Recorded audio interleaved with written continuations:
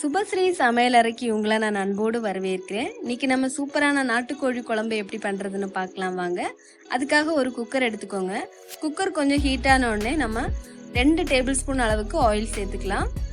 Oil கொஞ்சம் ஹீட்டான உடனே 1 teaspoon அளவுக்கு உளுந்தம்பருப்பு சேர்த்துக்கோங்க. 1 டீஸ்பூன் அளவுக்கு கடுகு சேர்த்துக்கோங்க. 1 டீஸ்பூன் அளவுக்கு பெருஞ்சீரகம் சேர்த்துக்கோங்க.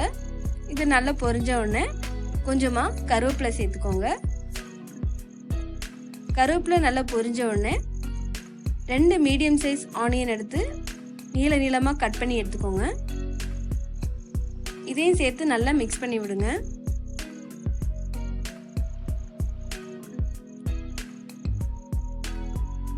கொஞ்சமாக வதங்கின உடனே நம்ம இதில் 2 டேபிள் ஸ்பூன் அளவுக்கு இஞ்சி பூண்டு பேஸ்ட் சேர்த்துக்கோங்க. இந்த ஸ்டேஜில் இஞ்சி பூண்டு பேஸ்ட் சேர்த்துக்கோங்க. இதோட பச்சை ஸ்மெல் போற வரைக்கும் நல்லா வதக்கி எடுத்துக்கோங்க.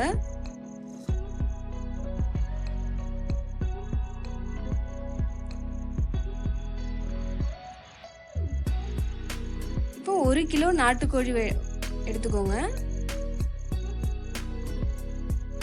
நல்லா வாஷ் பண்ணி சின்ன பீஸா கட் பண்ணி சேர்த்துக்கோங்க. இதுல 1 டீஸ்பூன் அளவுக்கு மஞ்சள் சேர்த்து நல்லா மிக்ஸ் பண்ணி எடுத்துக்கோங்க. தேவைக்கேற்ற உப்பு சேர்த்துக்கோங்க. அதையும் நல்லா மிக்ஸ் பண்ணி எடுத்துக்கோங்க.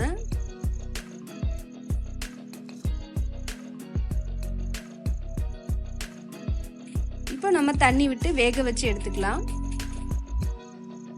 சிக்கன் நல்லா முங்குற அளவுக்கு தண்ணி விட்டுக்கோங்க. நான் 1.5 கப் அளவுக்கு தண்ணி சேர்த்து மூடி போட்டு வேக வச்சு எடுத்துக்கலாம்.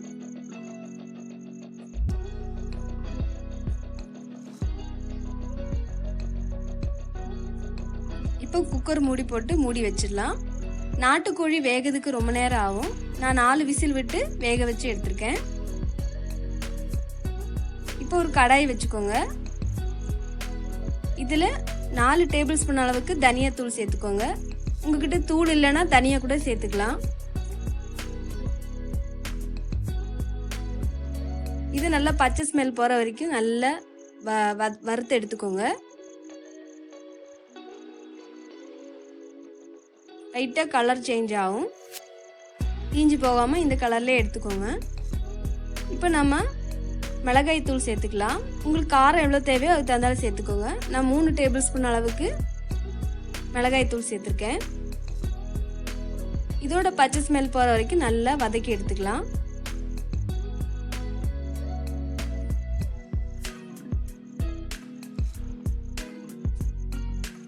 இப்போ இந்த மாதிரி வதக்கி எடுத்துக்கோங்க. இது ஒரு ஓரமாக வச்சுக்கலாம், ஆறட்டும்.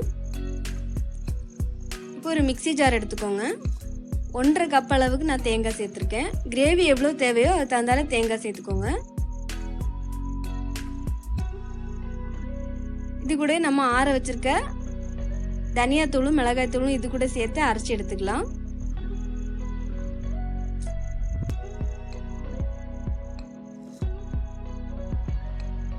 இப்போ இதில் கொஞ்சமாக தண்ணி சேர்த்து நல்லா அரைச்சி எடுத்துட்டு வந்துடலாம்.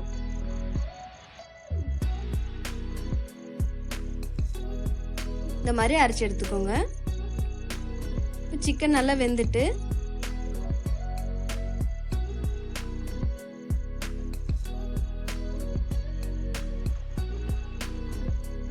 இப்போ நம்ம அரைச்சி எடுத்துட்டு வந்தால் இதில் சேர்த்துடலாம். பாருங்க, நல்லா குக் ஆயிட்டு சிக்கன்.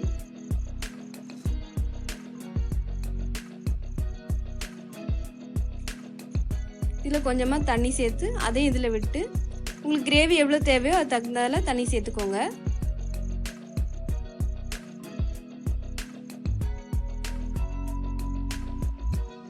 நல்லா கொதி வந்துருச்சு.